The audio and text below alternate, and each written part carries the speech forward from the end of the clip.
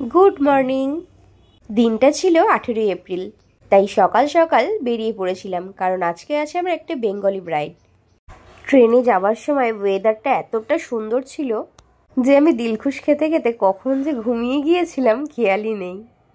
সত্যি বলতে গ্রামের পরিবেশ, সেটা তোমার গরম হোক বা শীতকাল হোক, খুবই ভালো লাগে।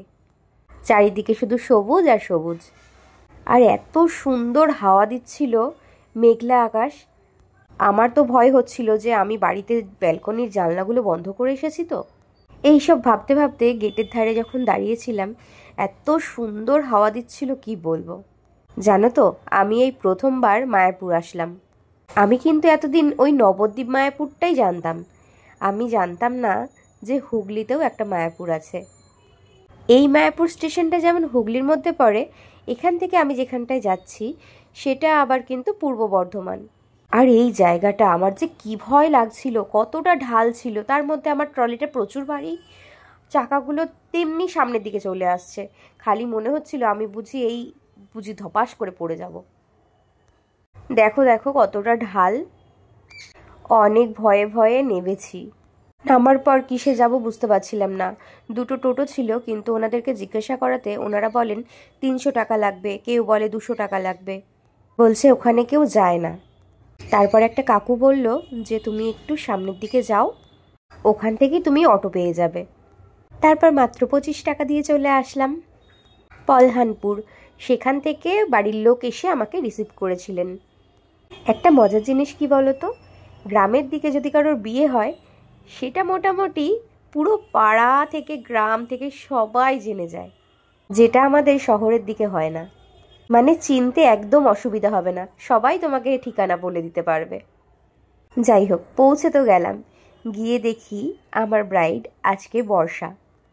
সে তখনও হলদি রিচুয়ালস নিয়ে ব্যস্ত, তাই আমাকে বাড়ির লোকেরা নিয়ে চলে গেল খাওয়ার প্যান্ডেলে।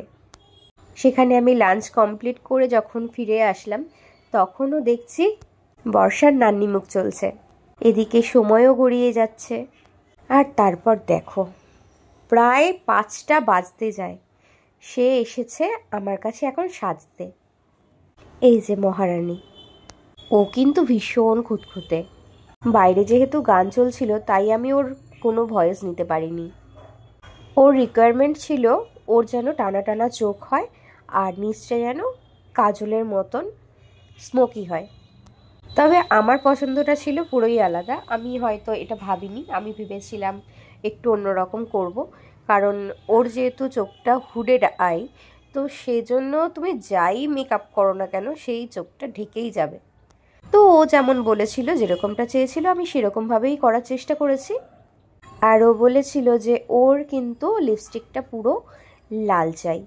আমি সেই অনুযায়ী কিন্তু রেড লিপস্টিকই পরিয়েছি, নইলে হয়তো একটু নিউড করতাম বা কালারটা চেঞ্জ করতাম। আমার কাছে ফার্স্ট প্রায়োরিটি কিন্তু আমার ব্রাইড, সে যেটা বলবে আমি সেটাই করব। সকালে যেহেতু ও এক ধরনের হেয়ার স্টাইল করেছিল, তো আমি ভাবলাম যে একটু ডিফারেন্ট করে দিই। তাই দুদিকে ম্যাগি কার্ল করে সেগুলোকে আমি কিন্তু একটা ব্রাশের মাধ্যমে ছাড়িয়ে নিচ্ছি। আর এটা কিন্তু মেশি হেয়ার স্টাইল। তোমাদের দেখে কেমন লাগছে সেটাও কিন্তু বলো। তবে যখন আমি ছাড়াচ্ছিলাম, ও যখন আয়নায় দেখে তখন বলছে, এই রে, এই তো আমি ঝুড়ি পাগলি হয়ে গেছি। তো একদিকে আমি চুলটা সেট করে নিয়েছি, আর একদিকটা আমি ঠিক করছিলাম যে ঠিকঠাক হচ্ছে কি না। তাই ওকে বলছিলাম যে তুমি একটু দেখো, আমাকে বলে দাও।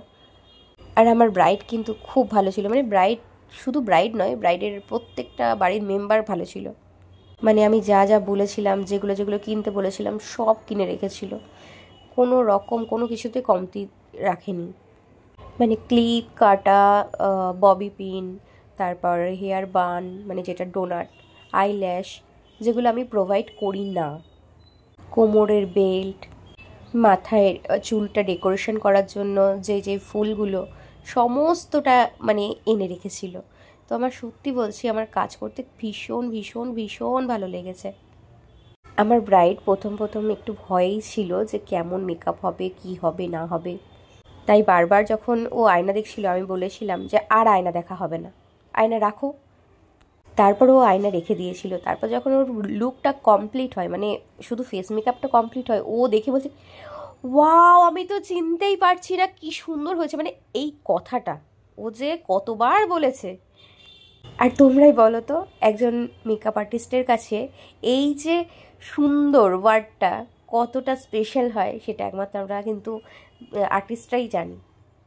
তো সত্যি আমারও এই কাজটা করে ভীষণ ভালো লেগেছে, কারণ ও যখন নিজের সাজ ও নিজে যখন পছন্দ হয়েছে, তো এর থেকে আর কিছু মানে বলার নেই। তোমরা এখানে দেখতেই পাচ্ছ ওর যে ফুলগুলো লাগাচ্ছিলাম ভীষণ টাটকা ছিল। আর আমি কিন্তু এখানে প্রায় 6টা জুঁই ফুলের চেন দিয়েছি, আর তাতেই দেখো কত সুন্দরভাবে একটা বান ক্রিয়েট হয়েছে। ওর যে ওড়নাটা ছিল, যাকে আমরা ভেল বলি, সেটাও কিন্তু বেশ ভারী ছিল। আমি যখন বুফানের সাথে আটকাচ্ছিলাম তখন ওটা অনেকটাই মানে বুফানটা চেপে যাচ্ছিল, কারণ ওর চুলগুলো ছিল বড্ড পাতলা। তো তোমরা এখানে হয়তো দেখতে পাবে যে আমি ওর বুফানের উপরে ওর ভেলটা বা ওড়নাটাকে লাগাচ্ছি, কিন্তু এটা আমি পরে আবার খুলে দিয়েছিলাম। পরে খুলে দিয়ে আরেকটু নিচের দিকে লাগিয়েছিলাম। ওকে সাজানোর আগে আমি কিন্তু ওর দিদিকেও সাজিয়েছিলাম। যাই হোক, চলো এবার দেখা যাক ফুল লুক কেমন হয়। এই যে আজকের ব্রাইড আমার বর্ষা। তো বর্ষাকে দেখে বলো যে তোমাদের কেমন লাগছে। তোমাদের যদি ভালো লাগে বা এরকম সাজতে চাও, তোমরা অবশ্যই আমার সাথে কন্ট্যাক্ট করতে পারো 7003191473। তোমরা অনেকেই আমাকে জিজ্ঞাসা করো যে দিদিভাই তোমার ব্রাইডালের চার্জ কত। এটা ছিল আমার একটা 15,000-এর এইচডি ব্রাইডাল মেকআপের বুকিং। তার সাথে একটা পার্টি মেকআপ ছিল ওর দিদিভাইয়ের, সেটা ছিল 3,500 টাকার। তারপর ওখানে আমাকে ওরা অনেকেই জোর করেছিল খাওয়ার জন্য, কিন্তু আমি আর খাইনি। তারপর আমি বেরিয়ে পড়েছি, কারণ আমার লাস্ট ট্রেন 9:55। এই ট্রেনটা যদি মিস হয়ে যায় তাহলে আমাকে এই স্টেশনেই বসে থাকতে হবে। তো যাই হোক, দেখো আমি ট্রেনে উঠে গেছি, শরীরটাও খুব খারাপ লাগছিল। আমি ভেবেছিলাম হয়তো ট্রেনে জল উঠবে, কিন্তু জল ওঠেনি, আমি খেতেও পারিনি। আর এই পুরো কম্পার্টমেন্টে আমি একাই ছিলাম। যাই হোক, দেখতে দেখতে চলেও আসলাম বালি স্টেশন। আমার প্রিয় মানুষটা এসে দাঁড়িয়েছিল আমাকে রিসিভ করবে বলে, কারণ আজকের ব্যাগটা ছিল প্রচণ্ড ভারী। আমি টেনে টেনে নিয়ে যেতে যেতে আমি নিজেই ক্লান্ত হয়ে পড়েছি। অনেকটা রাত হয়ে গিয়েছিল, আর বাড়িতে রান্নাবান্না করাও ছিল না, সেটাও একটা হেডেক। যখন আমি আমার বাড়ির সামনে আসলাম তখন হলো 11:53 বাজে। ভীষণ টায়ার্ড লাগছিল, আর এত জল তেষ্টা পেয়েছিল কি বলবো। তাই ওনাকে বললাম যে আমার জন্য 2টো জলজিরার প্যাকেট নিয়ে আয়, আমি একটু ফ্রিজের ঠান্ডা জল দিয়ে একটু খাবো।